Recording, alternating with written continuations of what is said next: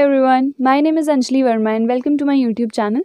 So in today's video, we're going to discuss about how can you complete your physics syllabus in 2 months.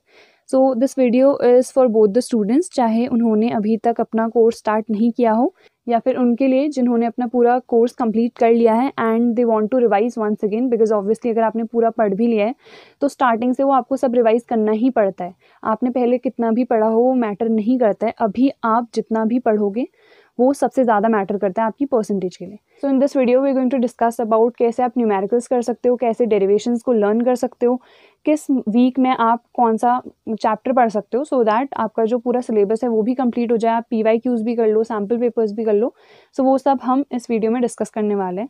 सो लोग सबसे पहले physics में maximum जो आपके आते हैं वो हैं derivations and numericals, and in दोनों में से भी मैक्सिमम आते हैं आपके डेरिवेशंस मैक्सिमम मार्क्स कवर करते हैं एग्जाम्स में. सो कई स्टूडेंट्स वर लाइक कि न्यूमेरिकल्स बिल्कुल भी नहीं हो रहे हैं. सो आप न्यूमेरिकल्स अगर अभी के लिए छोड़ भी देते हो, जिन्हें सिर्फ पास होना है, तो न्यूमेरिकल्स अगर आप छोड़ भी देते हो, सिर्फ डेरिवेशन वाला पोर्शन भी कर लेते हो, तभी भी आप आराम से पास हो सकते हो. But obviously who want to score good, तो उन्हें न्यूमेरिकल्स भी करने पड़ेंगे. सो कैसे आप कर सकते हो वो मैं आपको बताऊंगी.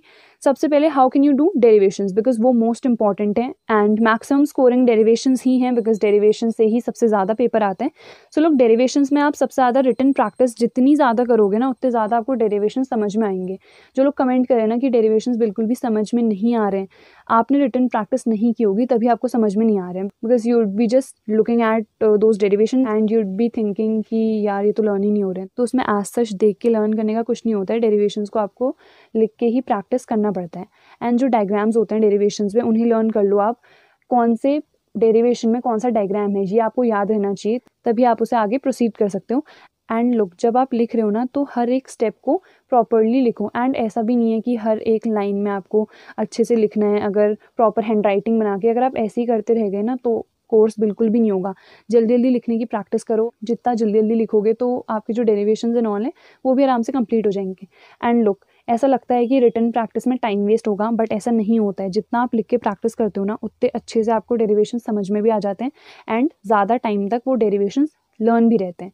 एंड उसके बाद we'll talk about how to do numericals, because numericals भी बहुत ज़्यादा इंपॉर्टेंट है एंड न्यूमेरिकल्स में ही सबसे ज़्यादा दिक्कत आती है. तो आप जो ईजी न्यूमेरिकल्स है ना चैप्टर के, उनसे स्टार्ट करो.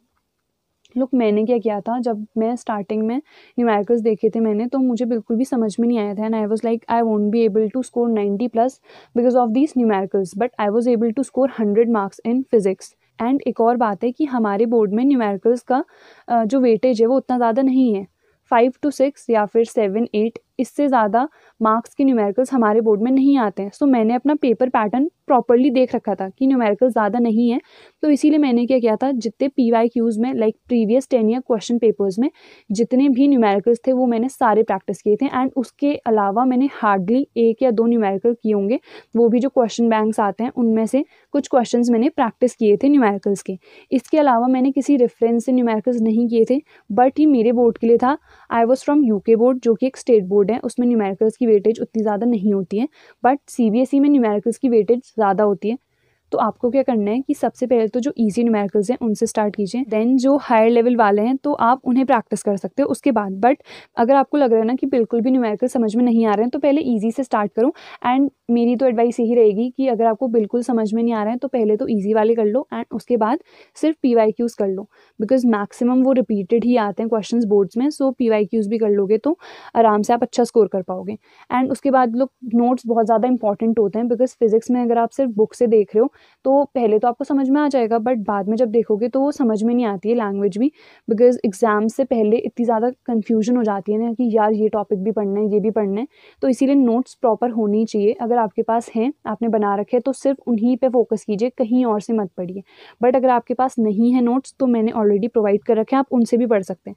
बट अगर आपने अपने नोट्स बना रखे हैं ना तो सिर्फ उन्हीं से पढ़िए. अगर आपको लग रहा है 1-2 टॉपिक्स छूट गए हैं तब आप किसी और के नोट्स भी देख सकते हो, बट मैक्सिमम अगर आपने पोर्शन कवर कर रखा है तो सिर्फ अपने नोट्स से ही पढ़िए. देन लोग उसके बाद we'll talk about the weekly strategy कि किस वीक में आप कौन सा टॉपिक या कौन सा चैप्टर पढ़ सकते हो, सो दैट 2 मंथ्स में आपका पूरा सिलेबस कंप्लीट हो जाए। PYQs भी कर लो, न्यूमेरिकल, डेरिवेशन, सैम्पल पेपर सब आप कंप्लीट कर लो। सो सबसे पहले तो लुक वीक 1 में आप इलेक्ट्रोस्टैटिक्स एंड करंट इलेक्ट्रिसिटी कर सकते हो, बिकॉज ये तीनों अगर साथ ही आप कर लोगे ना तो वो बहुत अच्छा होगा, बिकॉज ये इंपॉर्टेंट चैप्टर्स भी हैं एंड इनमें ज़्यादा डेरिवेशंस ही हैं एंड इनसे मैक्सिमम टाइम्स डेरिवेशंस ही पूछे जाते हैं। तो सबसे पहले आप फर्स्ट वीक में इलेक्ट्रोस्टैटिक्स एंड करंट इलेक्ट्रिसिटी कर सकते हो।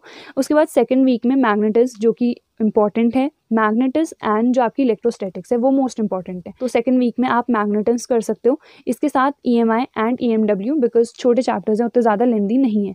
देन वीक थर्ड में AC एंड रे ऑप्टिक्स कर सकते हो आप। रे ऑप्टिक्स बहुत इंपॉर्टेंट है, इसमें जो कंपाउंड माइक्रोस्कोप, एस्ट्रोनॉमिकल टेलीस्कोप, ये सारे हैं, इनके जो रे डायग्राम्स हैं वो आपको अच्छे से याद होने चाहिए।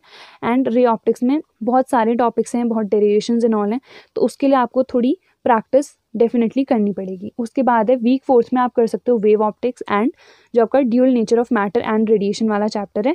फिर उसके बाद वीक फिफ्थ में न्यूक्लियर एटम्स, छोटे चैप्टर्स हैं, लेंदी नहीं है, एंड सेमीकंडक्टर्स, बिकॉज सेमीकंडक्टर्स में भी जो ट्रांजिस्टर वाला पोर्शन था वो अब रिड्यूस हो चुका है, आपके सिलेबस में नहीं है। लाइक CBSE में नहीं है वो, बट मैंने अपने नोट्स में ट्रांजिस्टर वाला पोर्शन एंड जो एम्पलीफिकेशन वाला है वो भी मैंने प्रोवाइड कर रखा है, बिकॉज कई स्टेट बोर्ड्स में वो टॉपिक्स अभी भी हैं। सो लुक वीक 5 तक जितने भी आपके चैप्टर्स के टॉपिक्स होंगे वो सारे कंप्लीट हो जाएंगे। लाइक मैक्सिमम जो थ्योरी पोर्शन है एंड डेरिवेशंस वो तो पूरा कंप्लीट हो जाएगा, एंड जो इजी न्यूमेरिकल्स हैं वो भी आप इनके साथ साथ करते जाएंगे। उसके बाद 6th 7th और 8th वीक में आपको करने हैं PYQs and sample papers, and जो टफ वाले न्यूमेरिकल्स होंगे वो आप कर सकते हो, बिकॉज न्यूमेरिकल्स जो टफ वाले हैं वो तो सबसे पहले आपको PYQ से प्रैक्टिस करने हैं। उसके बाद जो थोड़े और हायर लेवल वाले आपको चाहिए होंगे तो आप सैम्पल पेपर्स की हेल्प से भी वो न्यूमेरिकल्स ट्राई कर सकते हो। एंड मेरी एडवाइस यही रहेगी कि न्यूमेरिकल्स अगर आपको नहीं समझ में आ रहे हैं तो सिर्फ PYQs एंड सैम्पल पेपर्स के ही न्यूमेरिकल्स आप करिए। एंड यही कुछ टिप्स थी जो मैं आपके साथ शेयर करना चाह रही थी फॉर फिजिक्स। आई होप ये वीडियो आपके लिए यूजफुल रही हो। Don't forget to like this video, share with your friends, and अगर आप चैनल पर नए हैं तो subscribe to my channel, and thanks for watching.